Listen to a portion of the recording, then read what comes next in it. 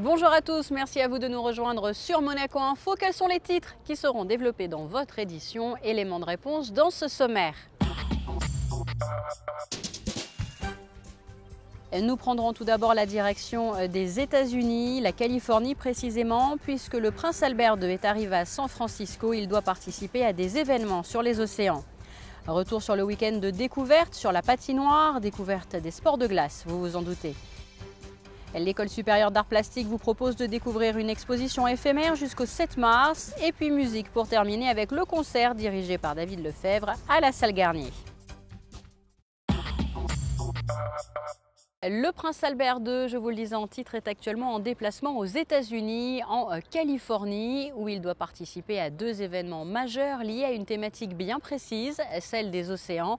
Le premier rendez-vous a eu lieu lundi en plein cœur de la ville de San Francisco. Je vous propose de découvrir le reportage réalisé sur place par Patricia Navarro et Sylvain Peroumal. Pendant 3 journées, le prince Albert II va partager à San Francisco sa vision de la protection des océans.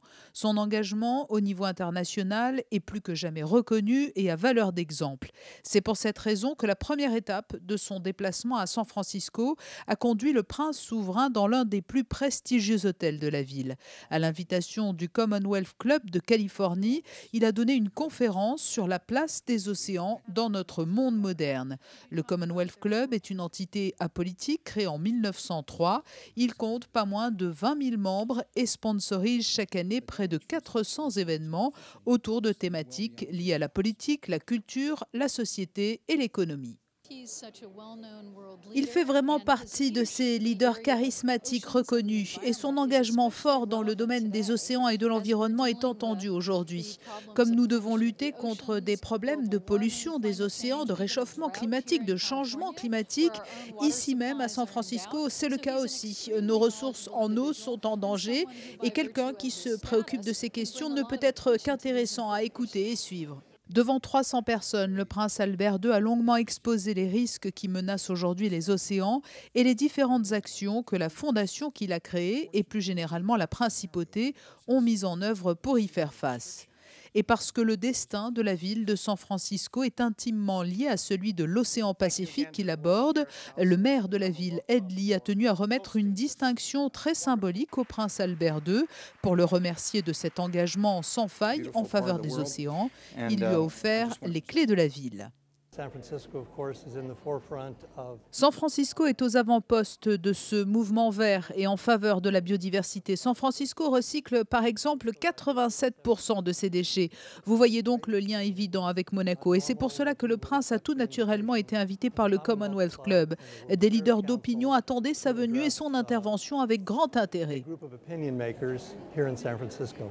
L'intervention du prince Albert II devant le Commonwealth Club de Californie s'est achevée par une séquence de questions-réponses au cours de laquelle le souverain est revenu sur les origines de son engagement et le rôle joué par ses parents dans sa sensibilisation aux questions environnementales.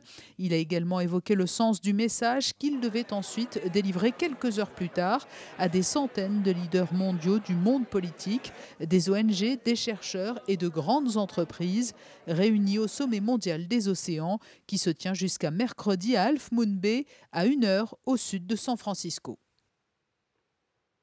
Voilà, et Patricia Navarro et Sylvain Peroumal suivront bien sûr cet événement à Moon Bay pour vous à découvrir dans nos prochaines éditions. Donc, à suivre dans un instant une toute nouvelle exposition qui vous est proposée par l'ESAP, l'École supérieure d'art plastique, mais auparavant place au sport de glace, puisque le week-end dernier, le Skating Club de Monaco a proposé sur 3 jours des démonstrations de curling, de patinage et de hockey, des démonstrations gratuites et ouvertes à tous, suivies de très près par Alexandra Pani.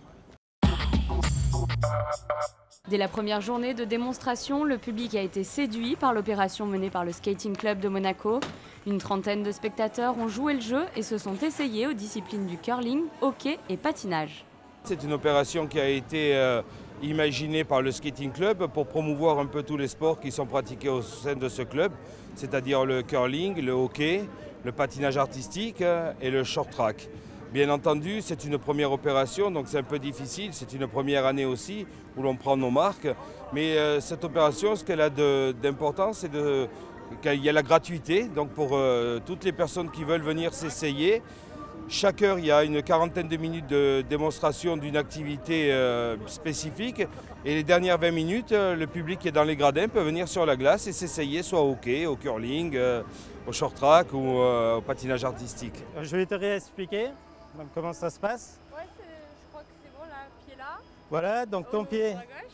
donc dessus, donc ta main sur le balai, donc assez basse, voilà.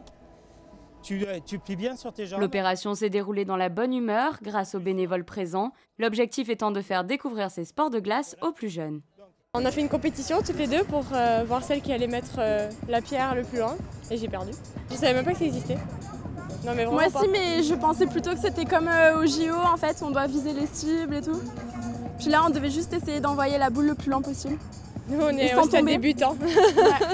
L'association compte à ce jour 194 membres. Le président du club espère que cette opération permettra d'augmenter cet effectif dès la saison prochaine. Nous vous parlons régulièrement d'expositions qui vous sont proposées par les différentes galeries de la Principauté. Eh bien aujourd'hui, coup de projecteur sur une toute nouvelle exposition, non pas dans une galerie, mais au cœur de l'ESAP, l'École supérieure d'art plastique de la ville de Monaco, sur le Rocher, où nous nous sommes rendus pour vous faire donc découvrir cet événement organisé jusqu'au 7 mars. Ils sont jeunes, étudient l'art à Monaco et à Paris et ont eu la chance de travailler ensemble pour réaliser une exposition complète qui propose aux visiteurs de s'interroger sur une sélection d'œuvres du Fonds régional d'art contemporain Provence-Alpes-Côte d'Azur, un projet qui leur a permis d'expérimenter leur futur cadre professionnel. Ce sont des étudiants, pour ce qui concerne Paris, qui consacrent vraiment une année d'études au commissariat d'exposition. Et avec nos étudiants de 4e, 5e année qui vont proposer, par rapport évidemment donc à l'exposition faite par les étudiants de la Sorbonne, une scénographie. Voilà. Donc à chaque fois, évidemment, on travaille avec des collections. Donc cette année, comme l'année précédente, ce projet se mène en partenariat avec le Fonds régional d'art contemporain de la région PACA. C'est vrai qu'il y a cette dimension pédagogique et expérimentale. Donc les étudiants, là, ont fait une proposition qui est assez radicale d'une certaine manière. Quand on rentre, on ne voit que des boîtes. La première œuvre de Claude Kloski, ça c'est une œuvre donc, qui a été un petit peu la base de nos réflexions, ou de la réflexion des étudiants par rapport à cette sonographie. Et ensuite, différentes boîtes qui vont être le support, en fait, pour la présentation des œuvres. Are You Here? Un double objectif, nous questionner sur la place que l'on occupe dans ce monde et son échelle, une invitation à flâner dans un premier temps et à se positionner ensuite dans l'espace au milieu de ces œuvres appartenant au Fonds régional d'art contemporain Provence-Alpes-Côte d'Azur. Depuis 30 ans, puisque les FRAC ont fêté leur 30e anniversaire en 2013, ces collections s'enrichissent d'œuvres contemporaines qui sont achetées soit aux artistes eux-mêmes, soit aux galeries, et qui permettent de montrer l'art qui est en train de se faire. Les FRAC n'ont pas de vocation muséale, ce sont véritablement des structures, des musées sans murs, ce sont des structures qui montrent la création, je dirais, au jour le jour. Et l'analyse des collections du FRAC n'a pas constitué la seule étape d'élaboration de cette exposition. Un workshop complet consacré notamment à la mise en espace et à la communication, puis la réalisation et le montage en tant que tel, ont aussi figuré au programme. On a atteint quelque chose d'assez un petit peu radical qui venait justement changer avec ces boîtes à différentes échelles qui venaient répondre à la demande du commissariat et encore une fois à la sélection des pièces. Donc on se retrouve dans 3 typologies de lieux, plus le 4e qui est l'espace initial qui accueille justement toutes ces dispositions. Donc du coup on a bien essayé de disposer les œuvres dans cet espace pour essayer justement de venir questionner le rapport aussi qu'on peut avoir à ces œuvres. Et pour nous c'était très intéressant de voir comment la théorie venait rejoindre la pratique et du coup je pense qu'on est vraiment très, très satisfaits. Et c'est quand même une occasion qu'on a, que normalement nous, commissaires, on travaille tout seul, on n'a pas vraiment de relation avec le montage et tout ça. Et là, ça nous permet vraiment de rentrer dans le vif de l'expo. Le résultat est à découvrir jusqu'au 7 mars, du lundi au vendredi, de 13h à 18h, à l'École supérieure d'art plastique, Pavillon Bozio sur le Rocher. Musique désormais avec un rendez-vous quelque peu particulier puisqu'un ensemble de cordes issu de l'Orchestre Philharmonique de Monte-Carlo a proposé un concert à la Salle Garnier, un concert avec un soliste et chef d'orchestre, le premier violon solo David Lefebvre. José Sacré vous en dit plus.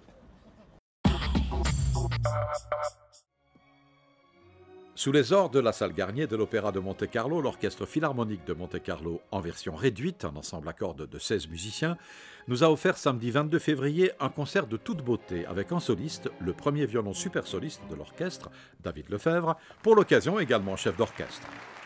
Ce concert, c'est l'aboutissement d'une très longue période de préparation, de maturation, si je puis dire, dans la tête. Ça date pas d'il y a deux jours. Alors, je suis content de finalement délivrer le produit que j'ai créé d'abord tout seul, puis évidemment avec l'aide de mes amis et de mes collègues de l'orchestre de l'OPMC.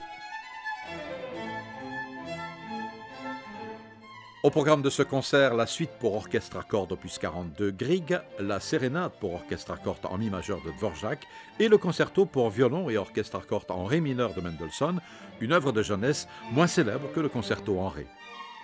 Pour la petite histoire, Mendelssohn l'a composé entre 12 et 13 ans. Et c'est Yehudi Menuhin qui a redécouvert le manuscrit. Et cette œuvre est absolument... à mon sens, confondante parce qu'elle est assez parfaite pour un gamin. Je dis un gamin écrit par quelqu'un qui a 12 ans. C'est extraordinaire.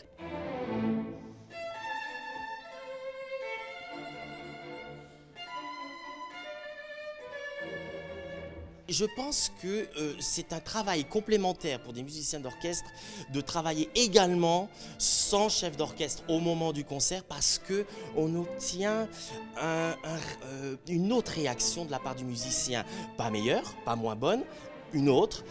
Plus d'écoute peut-être parce que subitement il n'y a personne qui bat la mesure devant et en fait on est obligé, chacun est obligé de se responsabiliser par rapport aux collègues à côté et de savoir qui fait quoi. Et je voudrais les remercier parce qu'ils ont tous été extrêmement... ils ont collaboré avec le projet, ils ont adhéré. On a été un petit peu, toujours un peu sur la limite de stresser parce qu'en fait il y a une double production en ce moment. On fait également l'opéra L'Élixir d'amour.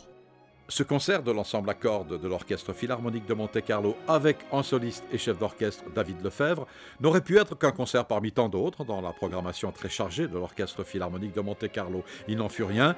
Le talent, l'engagement des musiciens avec et autour de David Lefebvre, le plaisir de faire de la musique ensemble et de la partager avec son public fidèle ont fait de ce concert un vrai moment de bonheur.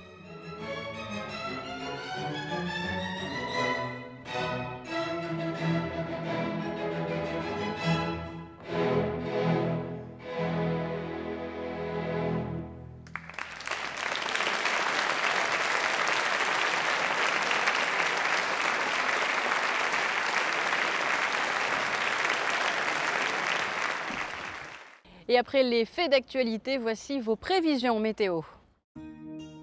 Mercredi, dégradation du temps, les nuages vont laisser peu de place au soleil, pluie par intermittence, comptez 11 degrés le matin et 12 au meilleur de la journée. Jeudi, la menace de pluie devrait s'éloigner, le soleil devrait faire quelques réapparitions, comptez jusqu'à 15 degrés dans l'après-midi. Vendredi, des nuages à nouveau plus nombreux, une pluie passagère le matin et des températures de saison. Samedi, alternance de soleil et de nuages, très faible risque d'averse dans l'après-midi, 10 degrés le matin et 13 au meilleur de la journée. Fin de cette édition, merci à vous pour votre fidélité. La suite de vos programmes à présent sur Monaco Info, les sorties cinéma de la semaine signé José Sacré et un nouveau documentaire consacré à la cuisine chinoise. À très bientôt.